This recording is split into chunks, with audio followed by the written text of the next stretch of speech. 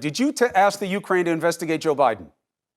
No, actually, I didn't. I asked the Ukraine to investigate the allegations that there was interference in the election of 2016 by the Ukrainians for the benefit of Hillary Clinton, for which there already is a court finding. You never asked anything about Hunter Biden. You never asked anything about Joe Biden. The only thing I asked about Joe Biden is to get to the bottom of how it was that Lutsenko, who was appointed, dismissed the case against Antak. So you did ask Ukraine to look into Joe Biden? Of course I did. You just said you didn't.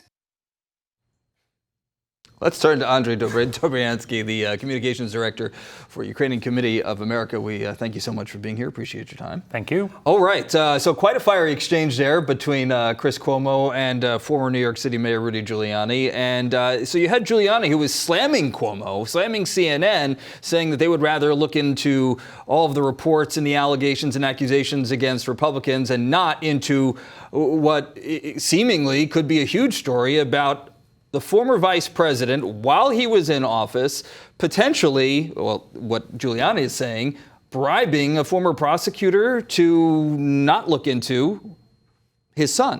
This is the Giuliani method. Throw a lot of things out there. If you aren't aware, Mr. Giuliani has been tweeting about Ukraine a lot over the last year. He has gotten himself involved with the mayor of Ukraine and trying to influence his election. He slammed Ukraine as being totally corrupt yesterday online. And what is really troublesome for Mr. Giuliani is that 3 congressional committees last month announced that they are investigating the meeting that is sort of at the heart of this, not so much the phone call, but part of the influence yesterday in Congress is the fact that Mr. Giuliani, the day after the phone call that's in question here that people are assuming is related to the whistleblower, Mr. Giuliani flew to Spain and met with an administration lawyer from the Ukrainian administration. And 3 congressional committees released that they want to interview Mr. Giuliani about what exactly was said in that regard.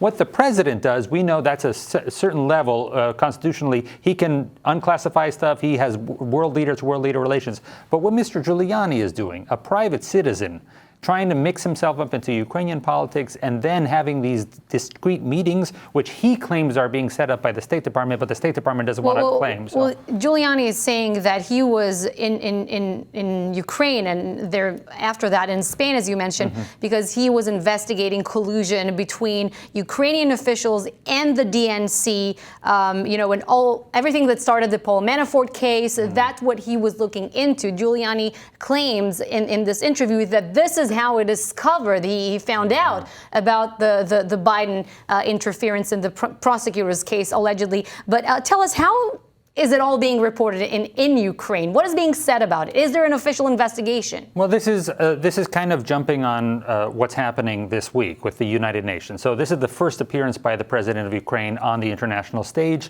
He did stop by in Warsaw and Brussels right after his election, but he hasn't made himself very well known to the world prior to this week. So this was going to be the big coming out for the president. Hello world. This is hello world, and he's going to be bombarded by American and international journalists talking about this story, talking about these rumors and leaks, whether they're coming out from the White House or other areas about what's happening with these Trump calls, but not really what's happening with Ukraine, which is what he's concerned about. He's concerned about that he was successful in bargaining with Russia for the release of 35 innocent Ukrainians for 35 basically Russian criminals that he released back to Russia.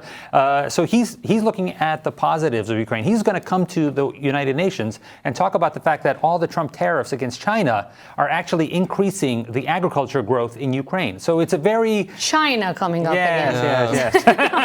Andrij Dobriansky, thank you. Right.